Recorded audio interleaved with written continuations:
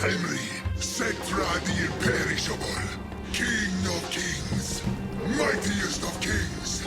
I control the sands. All is sand. I am undefeatable. Cetra rules. Los ojos de Chuksas Liborma. So.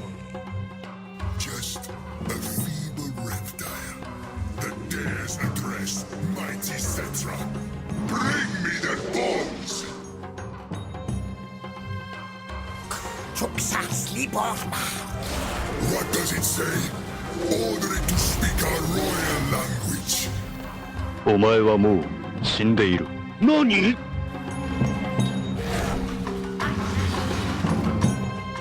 A few days ago, we looked at Saurus. Today, we're going to be looking at their counterparts in the front line. Red Crest here, including the Court of Sotek. Not quite the same reliable generalist melee, but definitely a great complementary support unit to Saurus. Lower defensive stats and HP, but coming in at 90 unit models. They're also quite fast. One of Skinks. One of Skinks' defining traits is their speed. Of course, 46 speed. They also have poison attacks, which isn't wildly useful on a roster where more than half the units have poison missiles, it seems like. But anyway, good armor-piercing damage with their great weapons. 20 AP per hit. It's quite nice. They've got decent attack, lowish melee defense. Decent charge as well with Frenzy. I believe that is, yeah, all Red Crest. We've got a regular one over here. Court of Sotek pick up that Unbreakable, and can also pop this ability to keep their unit models from dying off. Rest of the build here, we've got a couple of Chameleon Skinks, the Saurus Warriors in the center, Skink Cohort with Javs, Pterodon Rhiners, a Fire Slan up against the Tomb Kings, a very fun pick.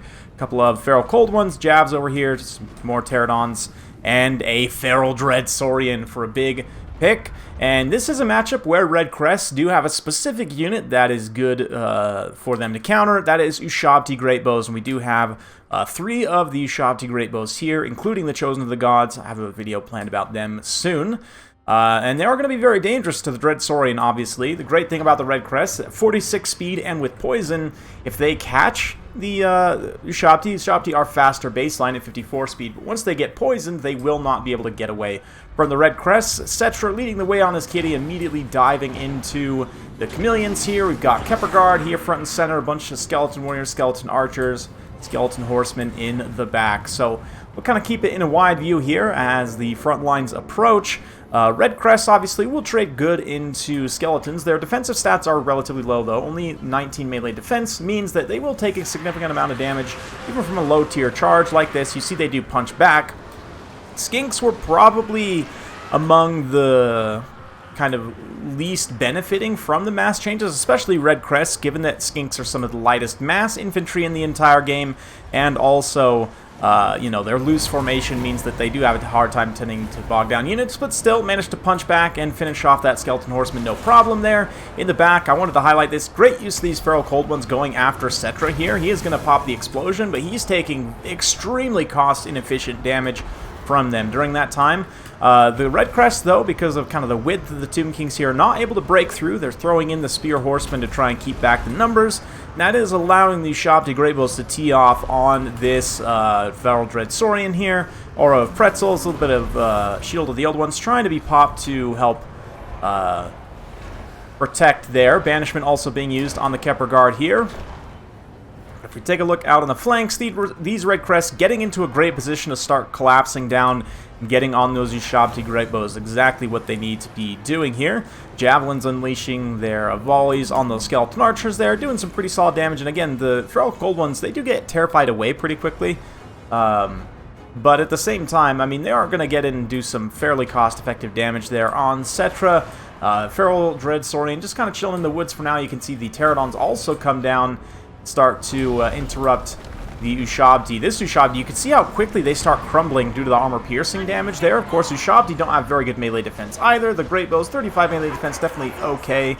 But once the Frenzy wears off, the Red Crests have a little bit of a harder time making contact. The summoned USHABTI actually being used on the Red Crests, threatening the backline there. So 600 cost unit pulling out the USHABTI summons actually very beneficial for Lizardmen. We've also got the Cohort of Sotek, of course, being unbreakable. You will see them a lot. Any of the unbreakable regiments of renown tend to be very good, except for whatever reason the Eternal Guards you don't see very much. I think maybe because they're not quite as cost effective, but like obviously Unbreakable Gobos, the Unbreakable State Troops, the Sigmar Sons, and these Cohort of Sotek you will see a lot because of that Unbreakable trait, and especially the Cohort of Sotek, if you're able to pop that Refuse to Die ability where their models will never, their models will go to 1 HP but won't actually get killed.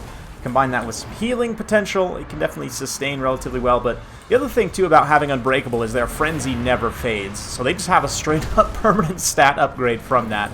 They're going to get in here and get on these USHABTI Great Bows again, just trying to work them down, protect as much as possible. The Feral Dread Saurian has taken quite a bit of damage here, but eventually did get through and kind of disrupt somewhat. But let's get in close and watch these Red Crests actually battling the Chosen of the Gods.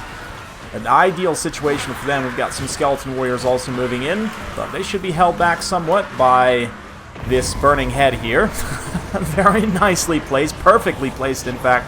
Absolutely roasting those Skeleton Warriors. Yeah, Feral Dread Saurian popping the Cold-Blooded, pulling back, trying to stay away from any ranged pressure. Archers are out of ammo, but there is still some ammo left on the Chosen of the Gods here. And yeah, Cohort of Sotek, you can see not taking much damage and slowly kind of whittling away. They do pop that Refuse to Die, so they won't lose any models, even though they will still take HP damage. Chosen of the Gods do manage to tee off point blank. A bit of a fireball there from the distance. A few Feral Cold Ones still hanging around as well. I didn't continue to highlight them because this replay wasn't about them, but they actually did very well, as you'll see in the end. But the curse pops here from Cetra. Actually finishes off the Dread Saurian. But at this point, the Tomb Kings are getting very, very thin. Other than Cetra, I mean, the USHABTI Great Bows having a hard time staying free. The Feral Cold Ones also getting through here. Nice little point-blank banishment. Finishing off the Kepper Guard. I don't know why, the Fire Slan, I just love so much. So much fun. Yeah, Lore of Fire is definitely a good time. And having a Greater Arcane Conduit Lore of Firecaster is definitely a very good time. Speaking of fire, etc. going to come in, do a little bit of drive-by explosion of fire and light with that Blessed Blade. Is that the Blessed Blade? No, that's whatever this other thing is. I forget. Wrath of Patra, that's it. But you can see a lot of the Lizardmen troops are very low on leadership. It's important that the Cohort of Sotek are here unbreakable. The Feral Cold One's still hanging around, chasing this last unit of USHABTI Great Bows. Oh yeah, they go down here. Cetra also soon going to go down. The Feral Cold Ones dive in on him once more. Quickly getting terrified, but a little bit of a fireball from the Slan downtown. The Cohort of Sotek get in here. They've got a handful more models left. Probably Refuse to Die up again, but looks like it's just enough with the missile fire and their melee attacks. So very well done. Big thanks to Tequila Sunset for sending that one in. It's a fun one for sure. A little bit of a, I mean, kind of standard builds, but also some elements you don't see as commonly anymore, like the Dread Saurian. Nice to see that, even though it didn't actually end up paying for itself. Still magnet for fire.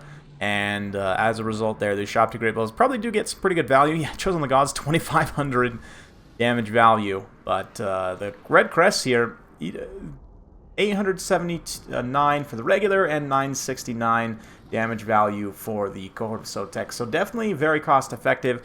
Again, this is a matchup where like USHABTI Great Bows are an ideal unit for them to counter, but in general, just as a supporting armor-piercing melee infantry. Again, you don't want really them taking like heads-up engagements in the front line. That's not really what they're meant for, but supporting certainly they do great at. Slan also contributes nice fire damage in there. Cohort Javelins do their thing. Chameleon Skinks, as always, pay for themselves. How about these Feral Cold Ones, though? One of them, like, just barely paying for itself. The other one, more than doubling its damage value, which I love to see. Very, very good use of that.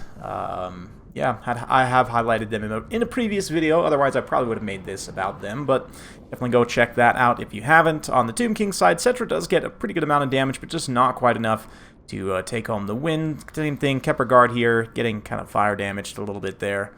Was a rough time for them. USHABTI Great Bows, not quite enough. I mean, definitely a lot of damage, but it was, you know, just wide enough on the Lizardmen, enough kind of disruption and tools and everything to make things miserable. And the Red Crests are definitely a part of that, right? So just kind of thinking about use cases for them. Obviously against cavalry or mobile kind of armored monstrous infantry, any mobile armored units, having them supporting your engagement is very good, right? Like, I just think about on paper, I would need to actually test this to see, but like a Red Crest plus a Cold Wind Rider, for example, right? This is, what, 1450 in terms of spend, and I'd be curious. I would need to do some testing, but potentially like these two units together could beat like a higher tier cavalry unit, you know, especially considering the poison on the one, nice armor piercing damage on both of them, you know, supporting in that way, obviously supporting monster engagements. Yeah, against Bretonia, against their knights can be good, although Sora Spears are generally a little bit better here because of their mass and their direct anti-large bonus. They also trade well against peasants. But in terms of thinking of like lower defense armored units, or even just lower stat armored units, Doom Kings definitely come to mind. Warriors of Chaos generally tend to have good enough stats on their units, but again, it's nice to have the Red Crest for maybe a side or rear charge. Yeah, just thinking of some others. It's kind of hard, you know, without thinking about specific builds. I would maybe need to look into it a little bit deeper. Dwarfs is another one that, again, the armor piercing is nice here. The lowish defensive stats do mean these guys will actually take significant damage from Dwarven infantry, which is definitely not ideal, but it does offer you an armor piercing infantry. The thing is, a lot of the time, you know, you're wanting to just like kind of grind with your infantry line and then play off of your monsters, right? That is often the case with Lizardmen, but, you know, sometimes the certain units will be good at taking on your monsters. The Red Crest can kind of help support in that way, right? Which is, again, sort of the idea with the USHABTI Great Bows. I do think they could maybe buff Red Crest a little bit. Like, they're a good unit, don't get me wrong. They're not incredible. You look at kind of their stat profile, if we compare to some other kind of cheap armor-piercing units. Of course, Warriors of Chaos and Norska both have your Marauders with great weapons, which are significantly cheaper, but just all around better stats. I mean, they're same unit model count, right? But almost 1,000 more HP, less armor. And actually, Red Crests have slightly better leadership, which is interesting to me. The biggest thing that you're paying for, again, with the Red Crest, the difference in stat, is the speed there, right? Speed on infantry is somewhat hard to come by. And you definitely pay a premium for it, but even then, like, just in terms of total allocation, like, you're probably still better off, or more cost-effective, at least, with the Marauders with great weapons. The Poison and the Frenzy you do also pay for, right? So some of these little specialist traits the Red Crest pay a premium for. I honestly think you could take them down to, like, 575, 550, and they would be just fine. Or, alternately, I would love for them to get Vanguard, and that's not, like, super necessary or anything, but I think it'd be cool if all Skinks had Vanguard. It would definitely give the Lizardmen a little bit of extra flavor, and I'm in fan of all that variety. Variety is the spice of life, after all. But yeah, just not wildly cost-effective, but still very good. Great at chasing routing units as well. It should be said in the Dwarf matchup, or even in like this Warriors of Chaos matchup, if you break any higher tier armored infantry and then chase them off the field with Red Crests, that is like a pretty ideal use case for them as well. So let me know what you guys think down in the comments below, though. Court of Sotek you'll see in a lot of Lizardmen builds. The regular Red Crest, maybe not so much, but occasionally you might find one or two, or even three, you know, supporting a front line of Saurus, or whatever. Hopefully you guys enjoy this. If you like this sort of content, be sure to like, subscribe, hit that bell notification. Every time I upload a new video, you'll be notified. Thanks again. See you next time.